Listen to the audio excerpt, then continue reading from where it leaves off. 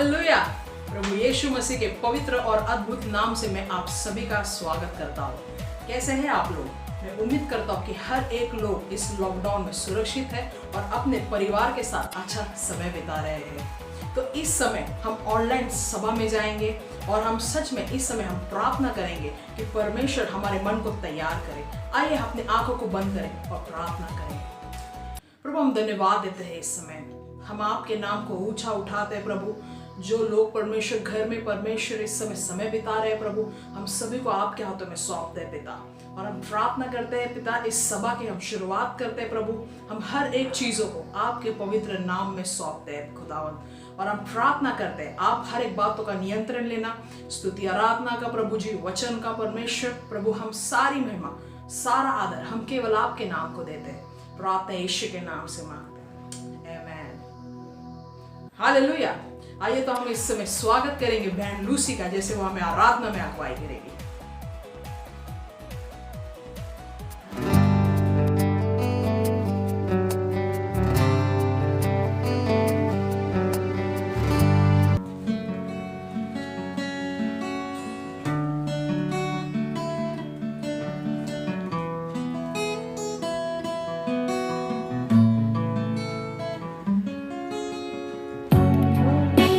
स्तुति और आराधना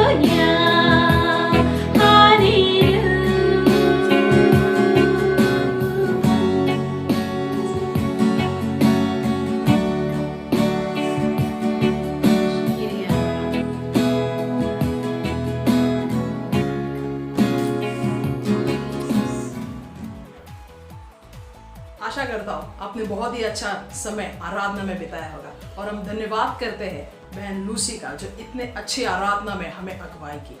आइए इस समय हम आगे बढ़ेंगे और इस समय हम देखेंगे कि परमेश्वर इस लॉकडाउन के द्वारा भी कैसे कैसे महान और अद्भुत काम करता है। हम एक गवाही को देखेंगे और देखेंगे भाई शिवा को हम उस गवाही के लिए बुलाते हैं कि परमेश्वर ने उसके जीवन में कैसे अद्भुत कार्य को किया है।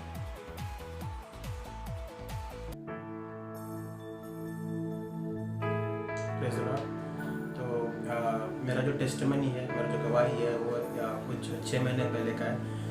जैसे कि हमारे उस समय पे हमारे घर पे बहुत सारा फाइनेंशियल प्रॉब्लम्स हो गए थे, बहुत सारा पैसे को लेके बहुत कंडीशन ख़राब हो गया था और ऐसा हालत हो गया था कि हमारे घर पे खाने के लिए पैसे नहीं थे और लिटरली हमको घर पे का जो लोखंड का सामान पड़ा हुआ था उसको बेचकर घर पे खाने के लिए सामान लेके आना पड़ा था। वैसा हालत हो गया था और बहुत सारा प्रार्थना किया, बहुत समय प्रार्थना में बिताया। पास्टर्स को बोला मैंने प्रार्थना करने के लिए और अचानक से एक दिन ऐसा हो गया कि पास्टर ने बोला कि मेरे घर पे आजा, मैं तेरे लिए प्रार्थना करता हूँ करके। और मैं घर पे पास्टर के घर पे प्रार्थना करने के लिए गए थे और वहाँ पे पास्टर ने बोला कि प्रभु आज के बाद से तेरे लाइफ में बहुत सारे चेंजेस को लेके आएगा। और फिर मैं गणेश अन्ना से मिला, गणेश अन्ना से बात किया और गणेश अन्ना ने भी मुझे यही चीज़ बोला कि मैं देख पा रहा हूँ कि अल्तना कि आज के बाद से तेरे लाइफ में बहुत सारे चेंजेस आएंगे करके। और मैंने इन चीज़ों को ज़्यादा ध्यान नहीं दिया। मैं बोला कि प्रभु क्या करेगा मुझे पता नहीं और अभी घर का सिचुएशन भी ऐसा हो गया है तो मेरे को घर के सिचुएशन पे ज़्यादा ध्यान चला गया था मेरा और मैंने इन चीज़ों के ऊपर ध्यान भी नहीं दिया। और कुछ समय के बाद जब अभी लॉकडाउन का समय हुआ, जब सबके घर में खाने का प्रॉब्लम हो रहा था, उस समय पे मुझे लगा कि अब क्या करूँ और अब कैसे करूँ करके। लेकिन प्रेज गॉड, प्रभु हमारा महान है, वो हमारा हर एक ज़रूरतों को पूरा करने वाला परमेश्वर है। आमीन। तो जैसे लॉकडाउन का समय आया, हर एक चीज़ जो मेरे घर में ज़रूरत थी वो अपने आप परमेश्वर लेके आते गया। और एक समय ऐसा हुआ कि एक समय ऐसा था जब हमारे घर पे खाने के लिए कुछ नहीं था, लोगों को खाने के लिए हम लोग को हमारे घर का सामान बेचना पड़ा। लेकिन ये एक समय था जब परमेश्वर ने हमें इतना भर दिया कि घर पे लिटरली सब लोग बोलने लगे कि बोलता ना कि बस अभी हमको और नहीं चाहिए, अभी जो राशन है बहुत हो गया और अभी हमको नहीं चाहिए। और एक समय तो ऐसा है कि हमको लगा कि अभी बहुत ज़्यादा हो गया, हमें किसी और को देना चाहिए उस चीज़ को लेकर। तो हमने जो ज़रूरतमंद थे उनको उस राशन को बांटा और उनके साथ में हम लोग ने प्रभु के प्रेम को बांटा। मैं तो ये था जो टेस्टिमनी जो मेरे जीवन में हुआ और इस सब के लिए हम सिर्फ और सिर्फ प्रभु को महिमा देते हैं। और मैं और मेरा फैमिली, मेरा बहुत समय से एक प्रार्थना था जो मैं कई सालों से सिर्फ एक ही चीज़ को प्रार्थना कर रहा था कि मुझे एक ऐसा समय चाहिए जब मैं मेरे परिवार के साथ में बैठूं और मेरे परिवार के साथ में मेरे घर में आराधना करूं। और एक 4 से 5 साल से मैं सिर्फ एक ही चीज़ को प्रार्थना कर रहा था। मेरे हर एक उपवास प्रार्थना में मैंने इसी प्रार्थना को रखा था कि मुझे एक ऐसा समय चाहिए कि मैं मेरे परिवार के साथ में बैठ के आराधना करूं। मैं वो भी मेरा प्रार्थना इस लॉकडाउन के समय में पूरा हुआ। और जब अचानक से मेरी बहन बीमार पड़ी, उसने सामने से आके मुझे बोला कि मुझे ठीक नहीं लग रहा, मेरे लिए प्रार्थना करना। और मैंने कहा कि क्या हम लोग आराधना कर सकते हैं? तो मेरी बहन तैयार हो गई और उसने उसी समय बोला कि चलेगा, हम लोग आराधना करते। और उस समय मेरा पूरा परिवार मिलकर उस जगह पर परमेश्वर की आराधना करने लगे और हम जो थे परमेश्वर की आत्मा के साथ में जुड़ने लगे, परमेश्वर के प्रेम से जुड़ने लगे। और उसके बाद से मेरे जीवन में बहुत सारी चीज़ों को मैंने चेंज होते हुए देखा, मेरे परिवार में चेंज होते हुए देखा। तो इन सभी चीज़ों के लिए हम सिर्फ और सिर्फ परमेश्वर को धन्यवाद कर दें। धन्यवाद। धन्यवाद भाई शिवा। सच में परमेश्वर कितना महान है ना, और वो अति सुंदर है जैसे वो हमें लॉकडाउन में भी संभालता है। सच में हम धन्यवाद देते हैं उसकी इस गवाही के लिए। आइए इस समय हम आगे बढ़े और हम पास्टर गणेश का स्वागत करें जैसे हमें वो परमेश्वर के वचन में ले जाएंगे। हाय फ्रेंड्स, कैसे आप सभी लोग? आशा करते हैं आप सभी लोग आनंदित है, सुरक्षित है, अपने अपने घरों में है। तो इस समय आइए हम अपने सत्र का दूसरा सत्र शुरू करें, जैसे विषय है प्रभु से जुड़ना। और जब हम परमेश्वर से जुड़ते हैं, किस तरह कौन से तरीके हैं वो हमने पिछले हफ्ते देखे। और इस हफ्ते भी उसी को आगे बढ़ाते हुए हम प्रार्थना से शुरू करते हैं सबसे पहले। तो आइए अपने सरों को झुकाएं और प्रार्थना करें। प्रभु धन्यवाद करते राजा इस समय, धन्यवाद करते तेरे अनुग्रह, प्रेम और पवित्र आत्मा के लिए। विश्वास करते कि प्रभु हर एक चीजें तेरे ओर से सही रीति से होंगी। हर एक गड़बड़ी को परमेश्वर में धिक्कारता हूँ, परमेश्वर पूरी तरह से नकारता हूँ यीशु के नाम से, और प्रार्थना करता हूँ प्रभु कि तेरी पवित्र आत्मा परमेश्वर हमारे ऊपर रहे, हमारे संग रहे, ताकि हर एक चीजें प्रभु तेरी ओर से हमारे लिए हर एक बातें परमेश्वर सही और सच्चाई को उत्पन्न करे राजा, ताकि प्रभु हम तेरे और करीब आए और तेरे वचन के द्वारा, आराधना के द्वारा, प्रार्थना के द्वारा और मध्यस्थी के द्वारा और परमेश्वर अनेक ऐसे मुद्दों के द्वारा प्रभु हम तुझे जाने और तेरे और करीब आए और तुझसे जुड़ जाए प्रभु राज। मैं प्रार्थना करता हूँ उस समय कि तेरा अनुग्रह हमारे जीवन पे रहे और तेरा पवित्र आत्मा हमारे ऊपर रहे। और हम प्रार्थना करते हैं कि हर एक परमेश्वर जो भी वीडियो का बफरिंग है उस सभी वीडियो के और इंटरनेट के प्रॉब्लम्स को हम परमेश्वर नकारते हैं, धिक्कारते हैं यीशु के नाम से, और प्रार्थना करते राजा कि तेरा अनुग्रह रहे और तेरा पवित्र आत्मा बना रहे। तो इस समय परमेश्वर हम तेरे हाथ में देते, तू हमें हर एक जन का, हर एक लोगों का परमेश्वर तो अगुवाई कर, तेरी आत्मा से हमसे बातें करना। इस समय को, इस पल को देने के लिए धन्यवाद करते हुए प्रार्थना यीशु के नाम से करते हैं, आमीन आमीन। तो ये दोस्तों इस समय हम आगे बढ़ते हैं हमारे इस दूसरे भाग में जो प्रभु से जुड़ने के विषय में है।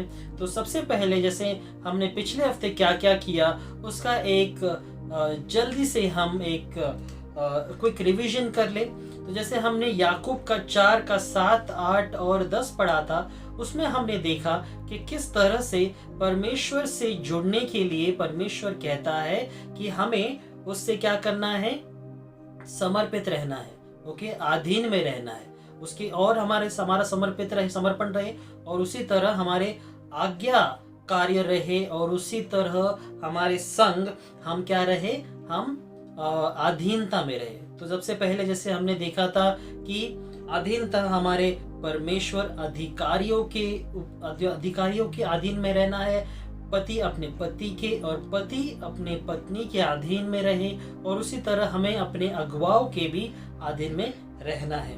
फिर हमने देखा कि दूसरा जो कदम है जो हमने देखा कि परमेश्वर सिखाता है कि हमें शैतान से दूर हटना है। जब हम शैतान से दूर हटेंगे तो हम परमेश्वर से और करीब जा पाएंगे। और तीसरा पार्ट हमने देखा था यहाँ पे कि नम्रता, जब हम अपने आप को नम्र करते हैं तो ही हम ऊपर और ऊंचाई में बढ़ पाते हैं। तो जैसे हम देखते हैं कि एक अच्छी बात जो पास्टर डग हमेशा कहते हैं वही मुझे याद आया इस नम्रता के विषय में। मैं कहना चाहूंगा कि हमें नम्रता में और नीचे आना है, तभी परमेश्वर हमें और ऊंचा उठाएगा। मगर दोस्तों जब हम खुद ऊंचा उठने की कोशिश करेंगे, मान लो कि अगर हम खुद उठने की कोशिश कर रहे तो कैसे उठेंगे, किसी चीज पे दबाव देके उठेंगे। तो जितना हम लोगों को दबाएंगे या फिर जितना हम चीजों को और दबाएंगे और उठने की कोशिश करेंगे, हम ये नहीं समझ पा रहे कि उसमें हम खुद भी दब रहे क्या, क्योंकि जितना हम ये सोचेंगे कि हमें ऊंचा उठना है, मगर परमेश्वर ये कहता है कि जब हम अपने आप को नम्र करेंगे, ठीक है, जब हम खुद अपने सरों को झुकाकर कहेंगे कि प्रभु मैं तेरी ओर अपने आप को नम्र करता हूँ, मैं नहीं हूँ मगर तू सर्वत्व है, वो समय परमेश्वर हमें ऊंचा उठाता है और वो स्थान में और वो जगह पे रखता है जो हमें परमेश्वर से जुड़ने में मदद करती है दोस्तों। तो दोस्तों ये हो गया पिछले हफ्ते का भाग जो हमने देखा था। इस भाग में, दूसरे भाग में आइए हम कुछ ऐसे मुद्दों को ले जो परमेश्वर से जुड़ने में हमारी मदद करेंगी। तो इस समय हमारा दूसरे सत्र में शुरुआत करने से पहले फिर से सवाल कि क्या आपने इस हफ्ते परमेश्वर से जुड़ने के लिए कुछ कार्य किया? क्या आपने सोचा कि इस समय मैं नम्र रहूंगा या फिर शैतान से दूर रहूंगा, शैतान के कामों से दूर रहूंगा, या फिर मैं अधीनता में रहूंगा? दोस्तों अगर आपने नहीं किया है, मैं आपको कहना चाहूंगा, मैं आपको उत्साहित करना चाहूंगा कि इन चीजों को करना शुरू करें, क्योंकि अगर आप ऐसा करेंगे तो ही परमेश्वर से जुड़ पाएंगे, और जब हम परमेश्वर से जुड़ पाएंगे परमेश्वर की आशीषें हमारे लिए होंगी। तो दोस्तों, सबसे पहले ये दूसरे भाग में हम देखते हैं, सबसे पहला है आराधना, जो हमें परमेश्वर से और निकट ले जाती है। मगर दोस्तों, आराधना का सही अर्थ क्या है, हम रोमियो के 12:1 में हम देखते हैं। रोमियो के 12:1 में हम इसे समय पढ़ेंगे, कविता हमें पढ़ने में मदद करेंगी। रोमियो 12:1। इसलिए हे भाइयों, परमेश्वर की दया का स्मरण दिलाकर मैं तुमसे आग्रह करता हूँ कि अपने जीवन एक जीवित बलिदान के रूप में परमेश्वर को प्रसन्न करते हुए अर्पित कर दो। यह तुम्हारी आध्यात्मिक उपासना है जिसे तुम्हें उसे चुकाना है। तुम्हें उसे चुकाना है, ठीक है। और वो चीज जो परमेश्वर हमसे कहता है कि हर एक बार, हर एक चीजों में हमारा क्या होना चाहिए, सबसे पहले हमारा पूरी तरह से समर्पण। ओके, मतलब यहाँ पे हम अगर गौर से देखें तो परमेश्वर कहता है कि अपने जीवन को, क्या कहो, अपने जीवन को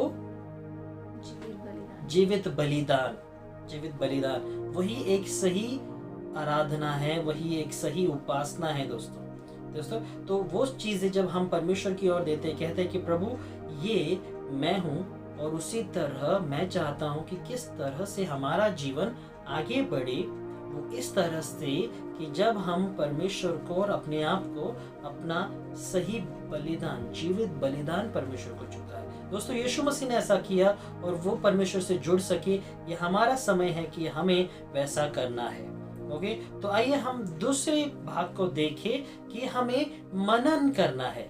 जो भी हम वचन को पढ़ते हैं दोस्तों, वचन पढ़ना ये बहुत ही जरूरी है, क्योंकि वचन के द्वारा ही हमारी बात ये सिद्ध है और सरल है कि वचन, क्योंकि यूहन्ना के 1 में परमेश्वर कहता है कि आदि में वचन था, वचन परमेश्वर के साथ था और वचन ही परमेश्वर था। राइट, तो वो चीजों के द्वारा जब हम वचन को देखते हैं, वचन के अनुसार चलते हैं, वहां पर हम ये महसूस करते हैं कि वो वचन है जो हमें परमेश्वर से एक करता है, क्योंकि वो वचन ही है जो परमेश्वर है। राइट, मगर दोस्तों, कितना वचन आपको याद है? ओके, कितना वचन आपको याद है? तो भजन संहिता के 1 के 2 में हम देखेंगे परमेश्वर यहाँ पे क्या कहता है, दाऊद हमें क्या कहने की कोशिश कर रहा है। भजन संहिता 1:2। वह नेक मनुष्य है जो यहोवा के उपदेशों से प्रीति रखता है। वह तो रात दिन उन उपदेशक को मनन करता है। वह उपदेशों को मनन करता है। राइट, वह धन्य है जो परमेश्वर के हर एक बातों को मानता है। दोस्तों, क्या करता है वो मनुष्य उपदेशों से प्रीति रखता है। जो परमेश्वर ने हर एक उपदेश को दिया है उससे प्रीति रखता है, और वो सभी चीजों को जो परमेश्वर ने कहा है वो उससे मनन करता है। ओके, उसी तरह जैसे हम याद रखें, यहोशू के 1:8 में परमेश्वर हमेशा कहता है कि व्यवस्था की यह पुस्तक तुम्हारे चित्त से कभी न जाने पाए, इसे दिन और रात क्या करो, मनन करो। ओके, और इसे अपने चित्त से, अपने मुख से कभी नहीं जाने देना है, इसे मनन करना है, और इसमें जो भी लिखा है वो हमें वैसा करना है, ताकि उसकी भली भांति और सिद्ध इच्छा को हम जान सके। राइट, और वो चीजें जो बहुत जरूरी है दोस्तों, कि जब हमें परमेश्वर की इच्छा को जानना है, परमेश्वर को जानना है, तो उसके वचन को हमें याद रखना बहुत जरूरी है, क्योंकि दोस्तों परमेश्वर वचन के द्वारा बात करता है। ऐसे ही वचन अपने हमारे मन में नहीं आएंगे, मगर तभी आएंगे जब हम उसे क्या करेंगे, उसे मनन करेंगे। तो दोस्तों, दूसरा भाग जैसे हम कहते हैं कि मनन करना, तो दूसरा भाग दोस्तों बहुत ही रुचिदायक है, जो मैं और हम सभी को करना चाहिए। मैं हमेशा करता हूँ, शांत रहे। बोलो अपने आप को और पड़ोसी को, शांत रहे, शांत रहे। ओके, क्योंकि परमेश्वर भजन संहिता के 46:10 में, ओके, भजन संहिता के 46:10 में क्या कहता है, आइए हम देखते हैं इसे। भजन संहिता 46:10। चुप हो जाओ और जान लो कि मैं ही परमेश्वर हूँ। चुप हो जाओ और जान लो कि मैं ही परमेश्वर हूँ। ओके दोस्तों, वो परमेश्वर है, हमें किसी भी बात की चिंता करने की जरूरत नहीं। ओके, मगर ये जानना जरूरी है कि हर चीज में जब भी हम वो चीजों को जानते हैं, समझते हैं, परखते हैं, उसमें एक चीज बहुत बहुत ज्यादा जरूरी है, हमें शांत रहना, क्योंकि तब हम परमेश्वर को समझ पाएंगे। क्योंकि ये चीजें बहुत जरूरी हमारे जीवन के लिए हो जाते हैं। क्या? जब हम प्रार्थना करें, अपने सारी भड़ास को और सारी प्रार्थना को, सारी इच्छाओं को प्रकट करें, उसके बाद परमेश्वर कहता है ये कि अब मेरा सुन कि मैं तुझसे क्या कहने की कोशिश कर रहा हूँ। इसलिए चुप रहे और ये जान कि मैं परमेश्वर हूँ। ठीक है, अभी समझ लो, अगर आपको एक बड़ी विपदा है, बहुत सारे संकट में, ये सारे महामारी की वजह से या फिर ऐसे बहुत सारे जगह पर हम देखते हैं कि अच्छी बात है कि मुंबई में टिड्डियाँ नहीं आई, मगर जो लोगों की फसल के ऊपर टिड्डियाँ आई है, उनकी पूरी फसल बर्बाद हो गई है। या बहुत सारे जगहों पर, बहुत सारे चीज़ों में हमने देखा कि बहुत बहुत नुकसान हो रहा है। हम ये सब चीज़ें दुखड़ा परमेश्वर को सुनाते हैं और फिर चुपचाप सो जाते हैं। मगर परमेश्वर वहां पे कहता है कि अभी तूने बोल दिया, अभी चुप रहे, शांत रहे और ये देख और ये जान कि मैं परमेश्वर हूँ। या मैं परमेश्वर हूँ। दोस्तों, बहुत बार हम ये करते हैं, मगर कभी भी हम शांत रहकर परमेश्वर की आवाज को सुनने की कोशिश नहीं करते, और इसी तरह हम परमेश्वर के और करीब नहीं आ पाते। परमेश्वर क्या चाहता है, परमेश्वर क्या कहना चाहता है, उसकी हृदय में क्या इच्छा है। हमारी हृदय की इच्छा तो बता दी, मगर उसकी हृदय की इच्छा क्या है ये हम नहीं समझना चाहते। दोस्तों, समझिए इसे, और उसी तरह हम परमेश्वर से जुड़ पाएंगे। क्योंकि जब हमने हाथ बढ़ाया, मगर जब वो हाथ बढ़ा रहा है, हम अपने हाथ को तकिए के नीचे रख के सो जाते हैं, और वहीं पर हमारा जुड़ाव, हमारा कनेक्शन टूट जाता है। क्यों? क्योंकि हमने तो बोल दिया, क्या परमेश्वर ने हमसे बात किया? वही जाकर हमारा कनेक्शन, जुड़ाव एकदम मजबूती से जुड़ेगा। दोस्तों, वही करना है आपको, शांत रहना है। ठीक है, उसके बाद एक बहुत अच्छी बात मैं करता हूँ, लॉकडाउन के पहले मैंने ये बहुत बार किया है कि जब ऐसा चीजें होती थी मेरे साथ कि क्या करना है, कैसे करना है, ये चीजें समझ में नहीं आती थी, तो मैं क्या करता था, मैं कहीं शांत जगह पे जाता था, मान लो जहाँ पे मैं अकेला बैठा हूँ, कोई मुझे डिस्टर्ब करने वाला नहीं है, और मैं परमेश्वर से बातें करता था। या परमेश्वर से बातें करो, या अगला मुद्दा है परमेश्वर से बातें करो। जब हम परमेश्वर से बातें करते हैं दोस्तों, वो चीजें समझ में आती है हमें कि परमेश्वर क्या कहना चाहता है। ओके, पहले तो हम शांत रहते हैं, ठीक है, और जब हम परमेश्वर से बातें करते हैं, दोस्तों कभी ये सोचा है आपने कि हम तो पिता को, परमेश्वर को वो एक ऊंचा दर्जा दिया है, मगर परमेश्वर ये भी कहता है कि तुम मेरे दोस्त हो, तुम मेरे भाई हो। या कभी वो चीजें हमने कभी सोचा है ऐसा करने का कि हम परमेश्वर से जस्ट जनरल, जैसे हम अपने दोस्त से बातें करते हैं वैसे बातें करें? कोई डिमांड नहीं करना है, कोई रिक्वेस्ट नहीं करना है, कोई दूसरा चीज नहीं, सिर्फ बात करो परमेश्वर से। या सिर्फ बात करो, शांत रहो, बात करो कि प्रभु बोलना है तो बोलो, कैसे हो।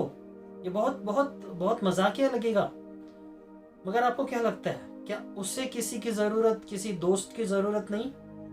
इसीलिए तो तुमसे बात करना चाहता है, ताकि वो तुम्हें अपनी योजना बता सके, वो तुम्हें अपनी बातें बता सके, और तुम एक दूसरे के साथ बात कर सको।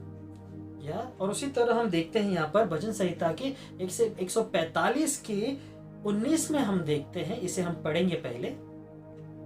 भजन संहिता 145 वचन 19। यहोवा अपने भक्तों की सुनता है, वह उनकी प्रार्थनाओं का उत्तर देता है और उनकी रक्षा करता है। या यहोवा अपने भक्तों की सुनता है, जो भी उससे प्यार करता है दोस्तों, जो भी उसके और अपने प्रार्थनाओं को लेना चाहता है और जो भी उससे बात करना चाहता है वो सुनता है, या मगर हम क्या करते हैं, हम सिर्फ बड़बड़ करते हैं, हम बात नहीं करते। बड़बड़ करना अलग बात है, बात करना अलग बात है। हम सिर्फ प्रभु ये दे, प्रभु वो दे, प्रभु ऐसा कर, प्रभु चंगा कर, प्रभु ऐसा कर, मगर कभी बैठ के हमने शांत होकर ऐसा कि प्रभु ये चीज़ें मेरे जीवन में हुई और मुझे नहीं पता कैसा हुआ, क्या हुआ, बट प्रभु तू मुझसे बात कर, तू मुझे बता कि क्या किस चीज़ें है, कैसे है, जैसे हम अपने दोस्त से बात करते हैं। दोस्तों इसी चीज़ से परमेश्वर कहता है कि मैं अपने भक्त की सुनता हूँ, ठीक है। वो दोस्त जो अच्छे से जानता है, रक्षा करेगा वो तुम्हारी, वो तुम्हारा दोस्त है, वो बहुत अच्छा चीज़ है। इसीलिए पहले पत्रस के 5:7 में परमेश्वर कहता है सारे बोझ को मेरी ओर दे दे, तू हल्का हो जा। सारे बोझ को, दोस्तों बोझ का मतलब क्या है? ये बोझ जो हम बोलते हैं ना कि फिजिकल मतलब चीजों के द्वारा हम देते हैं, या फिर मन का बोझ। कैसे हम अपने बोझ को, मन के बोझ को हल्का कर सकते हैं? बात करके। कभी ट्राई किया किसी के साथ ऐसे चीज जनरली बैठ के बात करने के लिए? या वो बात करो, क्योंकि जब हम बात करते हैं उसी समय हमारा मन भी हल्का होता है, राइट? हमारा मन भी हल्का हो जाता है। वो सब चीजें, अपने बोझ को परमेश्वर को दे दो। वो बोझ के बारे में बात कर रहा है, क्योंकि पता है कि कोई है नहीं सुनने वाला। अगर सुन भी ले तो मजाक बना देंगे। अरे वो बातें जो तुमने कही है, जो सीक्रेट है, तुमने बहुत अच्छे से कही है, एक विश्वास से कही है। कुछ लोग ऐसे होते हैं जो उसका मजाक बना देते, मगर इसीलिए वही सोचकर लोग क्या करते हैं, लोग उससे बताते भी नहीं। मगर वो किसे बताएंगे दोस्तों? परमेश्वर को बताएंगे। इसलिए परमेश्वर ने कहा है अपने बोझ को मुझ पे डाल दो। सारी बोझ जो तुम्हारे मन में है, हृदय में है, परमेश्वर को डाल दो। क्लियर? और फिर उसके बाद हम देखते हैं कि हमें आखिरी बात और सबसे अच्छी बात जो परमेश्वर ने कही है वो ये है कि हमें दूसरों के लिए भी करना है, दूसरों के लिए भी करना है। इसके लिए सबसे पहले हम मत्ती का 36 पहले पढ़ेंगे। मत्ती का 25:37 पढ़ेंगे और 36 पढ़ेंगे। और कविता हमारी पढ़ने में मदद करेंगी। मत्ती 25 अध्याय वचन 36। मैं नंगा था, तुमने मुझे कपड़े पहनाए, मैं बीमार था और तुमने मेरी सेवा की, मैं बंदी था और तुम मेरे पास आए। अभी दोस्तों यहाँ पे परमेश्वर कहना चाहता है, जब लोगों ने उससे पूछा, जब ऐसे ही जब वो पास आए थे कि तुमने मेरे लिए किया, ठीक है, तुमने ये सब चीज़ें मेरे लिए की। मगर वही चीज़ अगर हम बाद में देखते हैं तो वो कहते हैं कि प्रभु हमने तुम्हारे लिए कब किया? या 40 में हम देखते हैं उसमें क्या लिखा हुआ है। मत्ती 25 अध्याय वचन 40। मैं तुमसे सत्य कह रहा हूँ, जब कभी तुमने मेरे भोले भोले भाइयों में से किसी एक के लिए भी कुछ किया तो वह तुमने मेरे लिए ही किया है।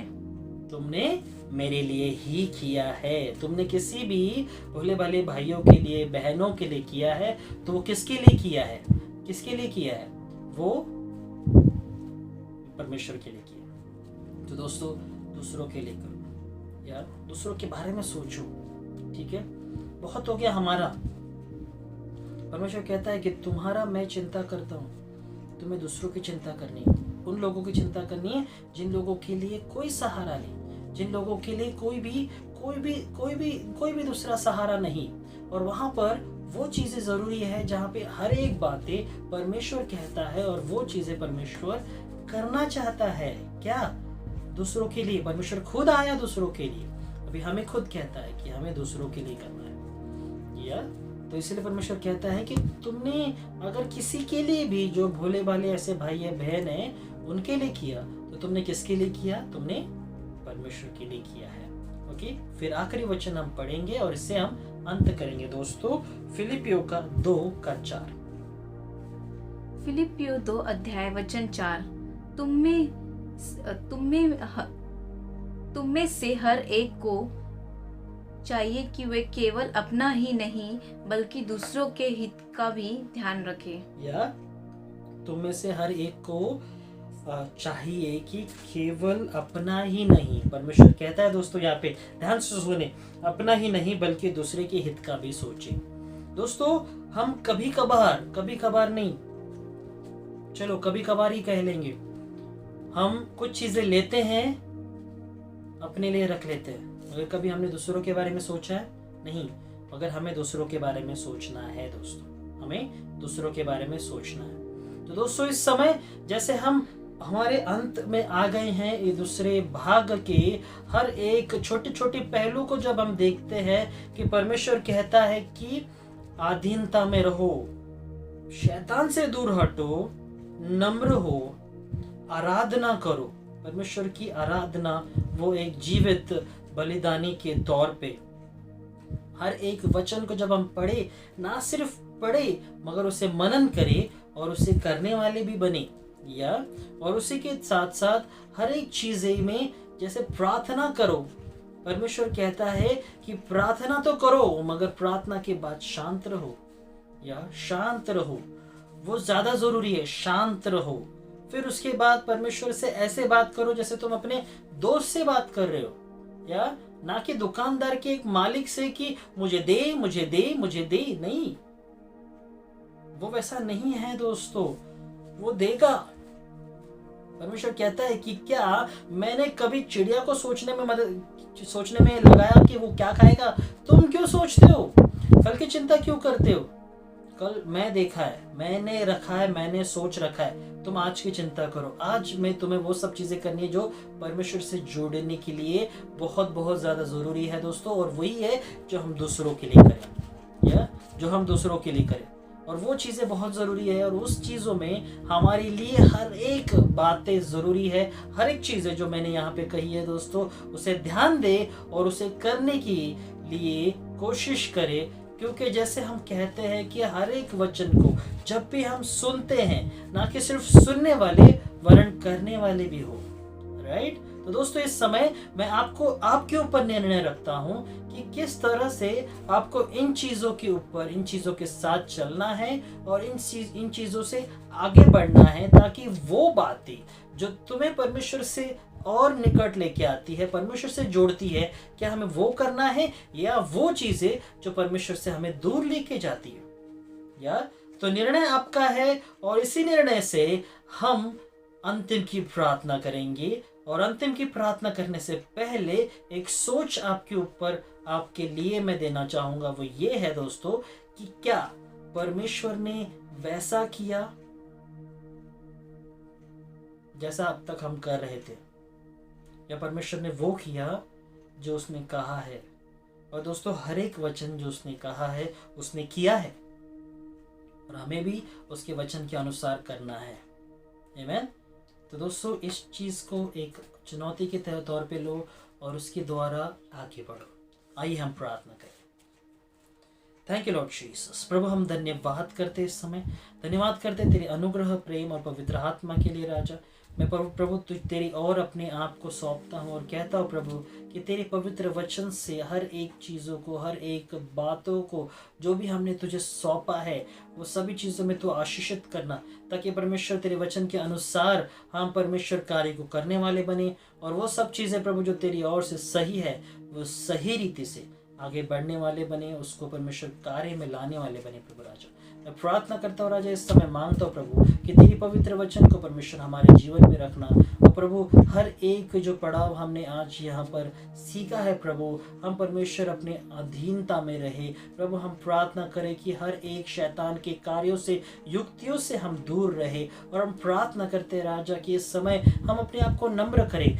कभी भी हम अपने आप से बड़ा, हम किसी को अपने आप से बड़ा ना समझे, पर परमेश्वर सभी को एक समान देखे। और उसी तरह प्रभु हम प्रार्थना करते कि सही आराधना करने वाले हम बने, जिससे हम तेरी और करीब आए, और उसी समान हर एक वचन को ना कि सिर्फ परमेश्वर पढ़े मगर मनन भी करे, ताकि जो जो हम कहे प्रभु उस वचन के अनुसार तो हमारे जीवन में करेगा। और उसी तरह प्रभु मैं प्रार्थना करता हूँ कि तेरा अनुग्रह हमारे जीवन में रखना, ताकि प्रभु हम शांत रहे, ज़्यादा ना सोचे, ज़्यादा हड़बड़ा ना जाए, पर शांत रहे और ये जाने कि प्रभु तू परमेश्वर है। और उसी तरह राजा मैं प्रार्थना करता हूँ कि तुझसे हम बातें करें, कि प्रभु हम परमेश्वर हर समय, कि प्रभु परमेश्वर अपनी ही धुंधी में रहते हैं, अपने दोस्तों में, अपने ही काम में व्यस्त रहते हैं, मगर हम तुझसे बात नहीं कर पाते। दोस्तों हमें प्रभु हम इस समय हमें शक्ति दे कि हम परमेश्वर तुझसे बात कर सके, समय दे प्रभु राजा। और उसी तरह प्रभु ये तेरा बहुत मधुर वचन जो कहता है कि तू आया दूसरों के लिए, तू आया हमारे लिए, उसी तरह हमें परमेश्वर दूसरों के लिए तैयार कर, ताकि हम सिर्फ हमारे हित के लिए नहीं पर दूसरों के हित के लिए भी सोचे, दूसरों की अच्छाई के लिए भी सोचे, जिससे प्रभु तेरा प्रेम, तेरी आशीष और तेरी इच्छा और तेरी परमेश्वर राज्य को हम बढ़ता हुआ देखें। वहाँ हम परमेश्वर तेरे अनुग्रह को और दुगना और तिगुना हम परमेश्वर होता हुआ देखें प्रभु। इसीलिए प्रभु मैं इस समय को, इस पल को मैं तेरे हाथ में सौंपता हूँ। कहता हूँ प्रभु कि हम सभी का अगुवाई कर, हम सभी को परमेश्वर तू सही मार्ग पे ले चल, तेरे अनुग्रह से कार्य कर, तेरे पवित्र आत्मा से कार्य कर। इस समय को, इस पल को देने के लिए धन्यवाद करते हुए प्रार्थना यीशु के नाम से करते हैं, आमीन। दोस्तों आशा करते हैं कि ये वचन आपको पसंद आया रहेगा और परमेश्वर की आशीष आपके ऊपर है। तो इस वचन को ना सिर्फ सुनने वाले मगर करने वाले बनो, और हर एक चीज़ों में, हर एक बातों में परमेश्वर ने जैसा कहा है कि तुम जयवंत से भी बढ़कर हो, तुम हो दोस्तों, तुम जयवंत से भी बढ़कर हो, और वो सारी चीज़ों को, सारी बातों को तुमने पा लिया है। तो इसलिए दोस्तों परमेश्वर से नज़दीकी रिश्ता बनाओ, उससे जुड़ जाओ। परमेश्वर आपको आशीष करे, अपने घर में सुरक्षित रहे, सिर्फ तभी निकले जब ज़रूरत है, अननेसेसरली बाहर ना घूमे। परमेश्वर आपको आशीष करे, सुरक्षा रखे। हम सभी लोग आपके लिए प्रार्थना कर रहे हैं। परमेश्वर आपको आशीष करे। धन्यवाद। मैं आशा करता हूँ जो वचन पास्टर गणेश ने बांटा है वो हर एक के जीवन में एक आशीष का कारण बनेगा। प्रभु आपको आशीष करे और इस पूरे सप्ताह में आप सुरक्षित रहें और नियम का पालन करें।